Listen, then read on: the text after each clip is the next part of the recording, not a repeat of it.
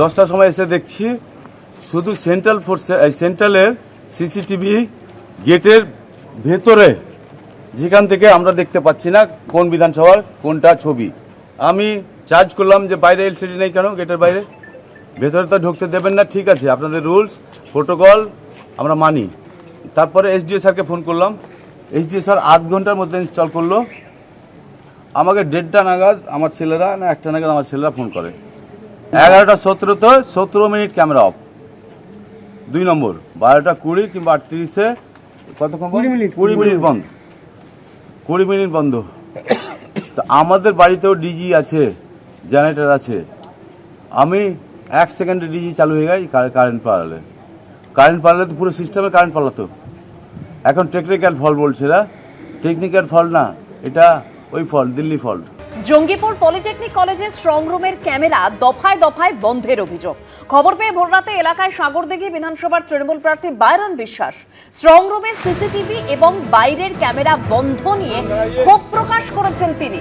রাতে অনেকক্ষণ আলো বন্ধ ছিল, তাকে হারানোর জন্য চক্রান্ত চলছে অভিযোগ করেছেন তৃণমূল প্রার্থী। পরাজয়ের আর্তনাদ প্রতিক্রিয়া বিজেপির রাজ্য সম্পাদক শাখারব সরকারের। স্ট্রং রুমের দায়িত্বরত অফিসারদের ভূমিকা নিয়েও ক্ষুব্ধ বাইরন বিশ্বাস। তবে বাইরন বিশ্বাসের অভিযোগ নিয়ে কোনো প্রতিক্রিয়া এখনো নির্বাচন কমিশনের তরফে পাওয়া যায়নি। सुखचंद भाई पीछे ना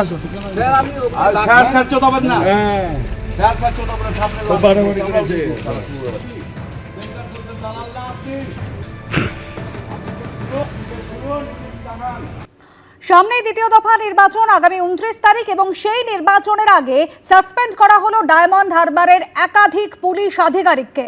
ডায়মন্ড হারবারে একাধিক পুলিশ আধিকারিককে সাসপেন্ড করে বিভাগীয় শাস্তিমূলক প্রক্রিয়া শুরু নির্দেশ দিয়েছে নির্বাচন কমিশন। সাসপেন্ড করে বিভাগীয় শাস্তিমূলক প্রক্রিয়া শুরু করতে মুখ্য সচিবকে চিঠি নির্বাচন কমিশনের। কাদের কাদের সাসপেন্ড করা হয়েছে?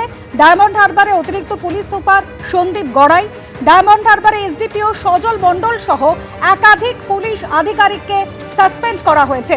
আগামী 29 তারিখ নির্বাচন রয়েছে ডায়মন্ড হারবার সহ একাধিক জেলাতে এবং দ্বিতীয় দফা নির্বাচনের আগেই এভাবে ডায়মন্ড হারবারের একাধিক পুলিশ আধিকারিককে সাসপেন্ড করা হয়েছে এবং তাদের বিরুদ্ধে শাস্তিমূলক প্রক্রিয়া শুরু করার নির্দেশ দিয়েছে নির্বাচন কমিশন এবং এই মর্মে চিঠিও দেওয়া হয়েছে মুখ্য সচিবকে।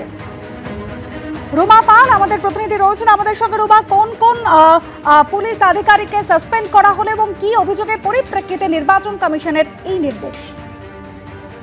দেখো, দ্বিতীয় দফা নির্বাচনের আগে কিন্তু ডায়মন্ড হারবারে একাধিক পুলিশ আধিকারিককে সাসপেন্ড করা হলো এবং এদের বিরুদ্ধে ডিসিপ্লিনারি প্রসিডিং শুরু করার নির্দেশ দেওয়া হয়েছে কমিশনের তরফ থেকে এবং এই কমিশন থেকে চিঠি গেছে মুখ্য সচিবের কাছে। এবং এদের মধ্যে রয়েছেন সন্দীপ গড়াই আইপিএস অতিরিক্ত police super Diamond Harbour, Sajal Mondal SDPO Diamond Harbour, Moushumi Chakraborty inspector incharge Diamond Harbour থানা, অজয় বাগ ইন্সপেক্টর ইনচার্জ ফলতা থানা, শুভেচ্ছা বাগ অফিসার ইনচার্জ উত্তি থানা। এদের বিরুদ্ধে অভিযোগ কি রয়েছে? অভিযোগ রয়েছে নির্বাচন কমিশন তরফ থেকে জানা যাচ্ছে যে এদের বিরুদ্ধে গুরুতরভাবে শৃঙ্খলা ভঙ্গের অভিযোগ রয়েছে এবং নিরপেক্ষ নয়। এই আধিকারিকদের বিরুদ্ধে অভিযোগ রয়েছে, এরা নিরপেক্ষ নয় এবং এই কারণে কিন্তু এই অভিযোগ জমা পড়েছিল এবং সঙ্গে সঙ্গে এদের বিরুদ্ধে কিন্তু ডিসিপ্লিনারি অ্যাকশন নেওয়ার কথা বলা হয়েছে এবং সঙ্গে সঙ্গে এদেরকে সাসপেন্ডও করা হয়েছে। শুধু তাই নয়, ডায়মন্ড হারবারের পুলিশ সুপার ঈশানী পালকে সতর্ক করা হয়েছে, কারণ তার অধীনস্থ যে অফিসাররা রয়েছে তাকে তিনি সঠিকভাবে নিয়ন্ত্রণ করতে পারেননি, সেই কারণে কিন্তু তাকে সতর্ক করা হয়েছে। এবং জানিয়ে রাখি যে এই চিঠি যখন মুখ্য সচিবের কাছে এসছে নির্বাচন কমিশনের তরফ থেকে, আজকের মধ্যে কিন্তু এই নির্দেশ কার্যকর করার নির্দেশ দেওয়া হয়েছে এবং সেক্ষেত্রে বোঝা যাচ্ছে যে দ্বিতীয় দফা নির্বাচনের আগে কিন্তু আমরা দেখতে পাচ্ছি প্রথম একদম হিঙ্গলগঞ্জ থেকে থানার ওসিকে সাসপেন্ড করা হলো এবং রাতেই কিন্তু সাসপেন্ড করা হলো আরো 5 জন আধিকারিককে সাসপেন্ড করা হলো, সেটা ডায়মন্ড হারবার থেকে। এবার বোঝা যাচ্ছে যে দ্বিতীয় নির্বাচনের আগে কিন্তু কমিশন আরো সতর্ক এবং বলা যেতে পারে আরো কড়া পদক্ষেপ নিচ্ছে। সেই সুবাদে কিন্তু দেখতে পাচ্ছি প্রথম পদক্ষেপই দেখা যাচ্ছে যে একাধিক পুলিশ অফিসারকে কিন্তু সাসপেন্ড করা হলো। ধন্যবাদ রুমা।